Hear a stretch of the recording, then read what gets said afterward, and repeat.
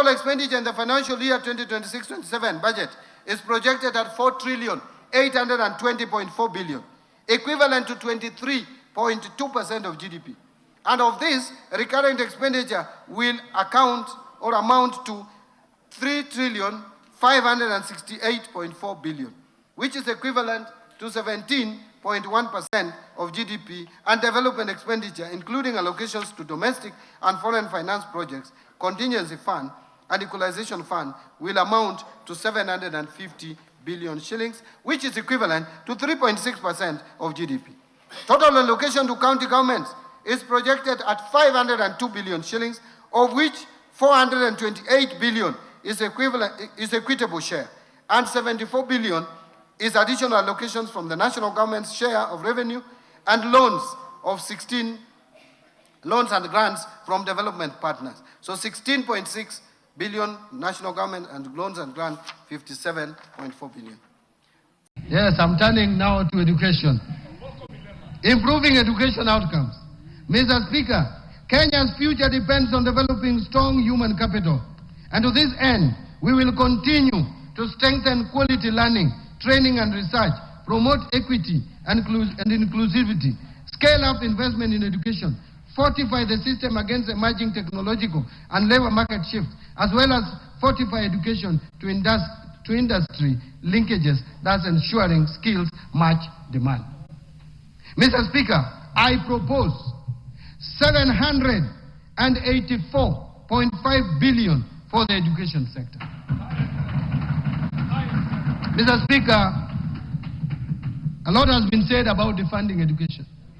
But in 2026-27, we are proposing 784.5 billion shillings, which is 26.4% of the ministerial budgets. Compare that to 2021-2022 budget, before this administration came into office. The budget for education was 526 billion shillings. That has increased now by 49%. And it was 24.5% of the ministerial budget. Now it is 26.5% of the ministerial budget. Therefore, Mr. Speaker, it is not correct that this government, this administration is defunding education. In fact, we are funding it more. So this 784.5 billion includes Kenya shillings 424 billion to Teacher Service Commission for payment of our teachers. And that has moved from 290 billion in 2022 to now 421 billion shillings. Basic education. Basic education is now 136. I'm proposing 136.6 billion. Compare that to 107 billion in 2022. 163.9 billion for higher education, which was 105 billion in 2022. 1.3 billion for science, innovation and research, and 58.5 billion for technical, vocational education and training. This comprehensive allocation safeguards service delivery and expands opportunities across the learning continent. Mr. Speaker, within this funding to the education sector, I propose 7 billion for free primary education, 54.6 billion for free day secondary education, and 30.7 billion for junior secondary school capitation. Those two lines, the free day secondary education 54.6 plus junior secondary education of 30.7, adds to a total of 85.3 billion. What was it in 2022? In 2022, it was 62.4 billion shillings.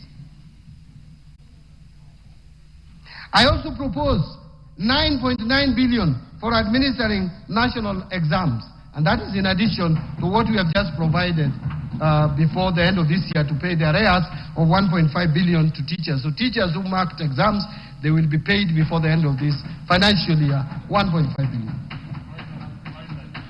3 billion for school feeding program. Again, this school feeding program in 2022 had 2.2 billion. Now it is 3 billion. Mr. Speaker, I am proposing 4.9 billion to be provided for conversion of 20,000 intern teachers into permanent and pensionable from January 2027. Further, the newly recruited 24,000 intern teachers will be converted into permanent and pensionable terms in July 2027. In this respect, I am proposing an allocation of 8.2 billion for intern teachers to address staffing gaps and improving learning outcomes. Mr. Speaker, this government, by the time we reach next year, we will have employed 116,000. If you put it in terms of averages, over 20,000 teachers per year. There is no any other government that has ever employed more than 10,000 teachers per year. This government is employing on average 20,000 teachers per year.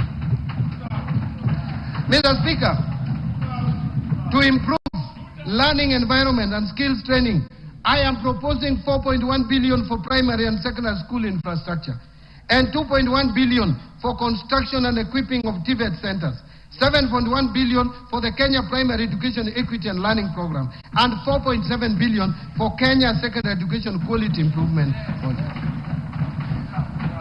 Mr. Speaker, further investments in this sector include the following: 56.3 billion for Higher Education Loans Board for provisional loans to university and TVET students.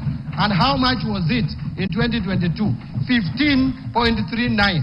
It has moved from 15.39 to 56.3 billion in this financial year. There is additional 30.9 billion for university scholarships. There is also 9.2 billion dedicated specifically for TVET scholarships, and 6.7 billion for CBA arrears for universities and 2021-2022 CBA, and another 5.9 billion for ongoing projects in universities across the country, measures that expand access and strengthen human capital for a competitive economy. There should be no prevarication about this. After all, William Ruto himself announced he has a list of those supposed to be beneficiaries. And so we want Kenyans to remain alert and fully cognizant of the fact we are at a crossroads. And I thank you. Tomorrow, what you have read, this is an abridged version. The whole text will appear in the local print media tomorrow. So Kenyans can see united alternative government in action. And of course, there's a lot we can do. There's a lot because we are just dealing with their own figures. We will deal with our own in the next 1.5 years to come. I thank you.